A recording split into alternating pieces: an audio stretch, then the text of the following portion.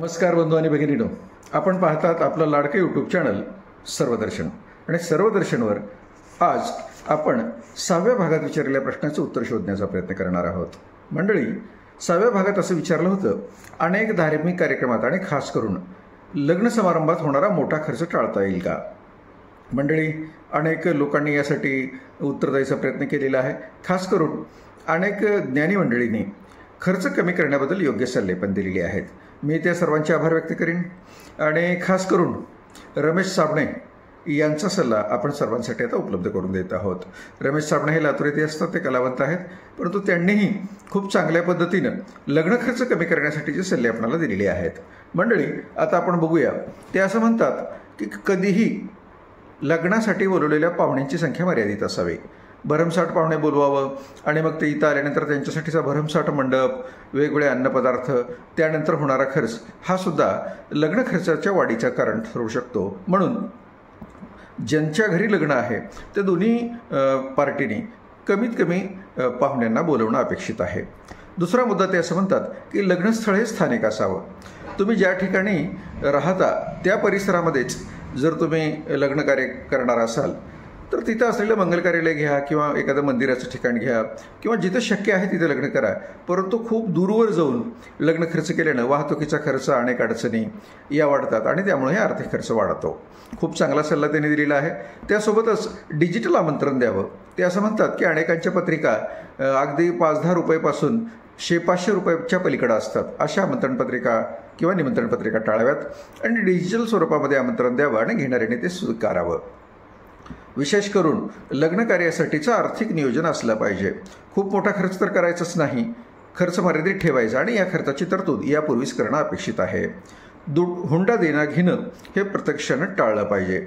नियोजित पद्धतीनं हुंडा देणं घेणं हे चालत नाही, पण तरीसुद्धा वरदक्षिणा, वधूसाठी काहीतरी द्यायचं या अपेक्षा ठेवून मंडळी सोने खरेदी आणि इतर महागड्या वस्तूंची खरेदी करू शकतात आणि अशा खर्चामुळं सुद्धा लग्न कार्याचा खर्च वाढतो. तर त्यावर नियंत्रण आणणं अपेक्षित आहे असं ते म्हणतात.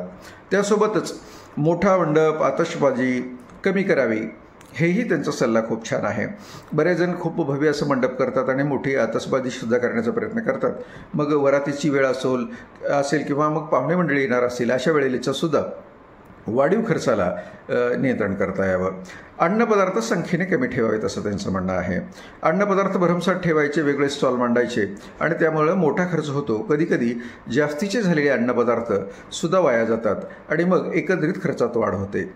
या पद्धतीनं आपण वरमंडळी असेल किंवा वधूमंडळी असेल, आपला पक्ष कोणताही असो, परंतु आपण आर्थिक खर्चाचं नियोजन करणं आणि कमी खर्चात लग्न होईल यासाठी दोघांनी संमती मिळवणं हे अत्यंत आवश्यक आहे. ही काळाची गरज आहे. ते असंही म्हणतात की बऱ्याचदा अलीकडच्या काळात दोन्हीपैकी कोणत्याही एका पक्षाला जास्तीचा खर्च होतो म्हणून सुद्धा लग्न कार्यात लगेच मुलामुलींच्या पसंतीला निर्णय घेताना काही वेळा आईवडिलांना थोडासा विचार करावा लागतो. कारण समोरच्या पक्षासाठीचं नियोजन, आर्थिक नियोजन करताना काही वेळ मागितला जातो आणि यामुळे सुद्धा कधीकधी अडचणी होतात. तर मंडळी, खूप छान पद्धतीने श्री रमेश साबणे लातूरकर यांनी आपल्याला सल्ला दिलेला आहे.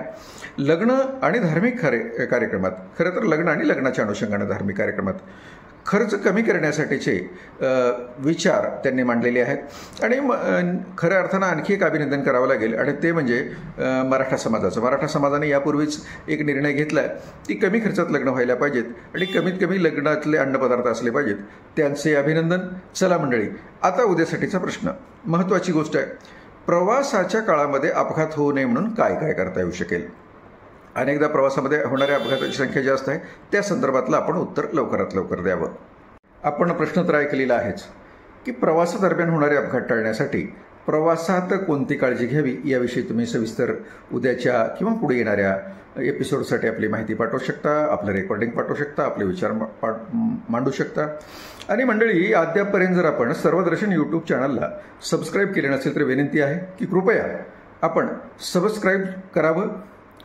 सर्वदर्शन या यूट्यूब चॅनलला सबस्क्राईब करावं, आवडलेल्या व्हिडिओला लाईक करावं, शेअर करावं आणि आपल्या समविचारी मंडळींना आपले विचार त्यांच्यासमोर मांडू द्यावेत.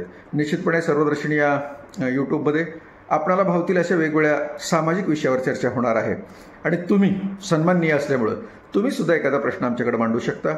आपण योग्य प्रश्नांची दखल घेऊन तो प्रश्न सर्वांसाठी विचारूया शिवाय तुम्हाला उत्तर जर साजेसं देता येत असेल तर ते द्या. तुमच्याही उत्तराचा उद्याच्या किंवा पुढच्या एपिसोडसाठी विचार करण्यात येईल. होस्ट कमलाकर सावंत, सर्वदर्शनच्या सबस्क्राईबसाठी आपल्याला विनंती करतो आणि या ठिकाणी थांबतो. धन्यवाद.